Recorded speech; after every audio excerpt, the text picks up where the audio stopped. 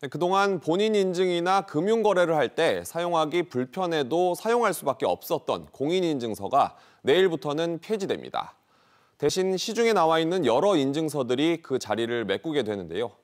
기존 공인인증서는 어떻게 되는 건지, 또 앞으로는 어떤 인증 서비스를 어떻게 이용하면 되는지 오정인 기자와 좀 더 알아보겠습니다.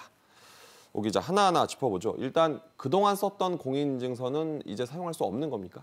네, 그런 건 아닙니다. 폐지라는 표현 때문에 오해하시는 분들이 많은데요. 네. 공인이라는 독점적인 권한이 사라지는 것이지 인증서 자체가 없어지는 건 아닙니다. 지금까지 쓰던 공인인증서는 공동인증서라는 이름으로 그대로 사용할 수 있고요. 유효기간이 만료된 뒤에도 공동인증서로 발급받아 쓰실 수 있습니다.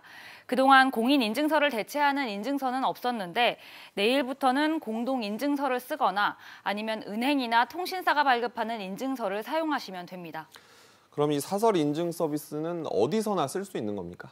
네, 인증서마다 다릅니다. 사설 인증서를 쓰기 위해선 공공기관이나 금융기관이 사설 인증 서비스를 제공하는 기업과 제휴를 해야 합니다. 네. 현재 가장 보편적인 건 이동통신 3사가 출시한 패스입니다. 또 카카오페이와 네이버, 토스에서도 인증 서비스를 운영하고 있습니다. 각 인증서마다 사용기관이 다르기 때문에 어디서 쓸 수 있는 건지 직접 확인해야 합니다. 금융거래에서만 쓸 수 있는 인증서가 따로 있습니까? 네, 최근 금융결제원과 은행 22곳이 선보인 금융인증 서비스입니다. 네. 지난달 가장 먼저 우리은행이 우리원 인증서를 출시했고요. 또 최근엔 대구은행도 같은 서비스를 선보였습니다. 내일부터는 은행 14곳에서 이 인증 서비스를 사용할 수 있습니다. 나머지 은행들은 내년 초까지 시스템을 구축할 예정입니다. 이 금융인증 서비스는 한 번만 발급을 받으면 어느 은행에서든 쓸 수 있습니다. 공인인증서보다는 확실히 간편해 보이긴 하는데 보안에 대한 우려는 없을까요? 네, 아무래도 사설이라는 이름 때문에 걱정하시는 분들이 많을 텐데요. 네. 그래서 서비스 신뢰도와 보안을 평가하기 위해 정부가 전자서명 평가 인정 제도를 도입합니다. 평가 기관을 선정해서 카카오페이 같은 인증 서비스 사업자들을 평가하는 방식입니다. 하지만 당장은 정부 역할도 중요합니다.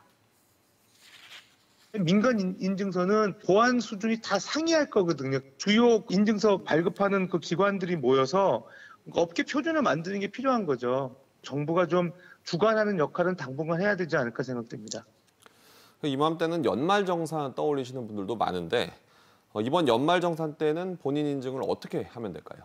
네, 내년 1월 연말정산을 할 때는 사설 인증 서비스를 사용할 수 있습니다. 네.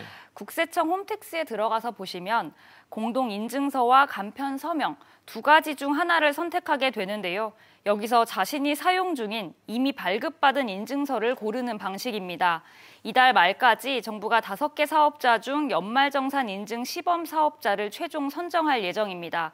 또 내년 1월부터는 정부24 연말정산용 주민등본 발급과 국민신문고와 같은 주요 공공 홈페이지에서도 사설 인증서를 사용할 수 있습니다. 그렇군요. 오 기자, 잘 들었습니다.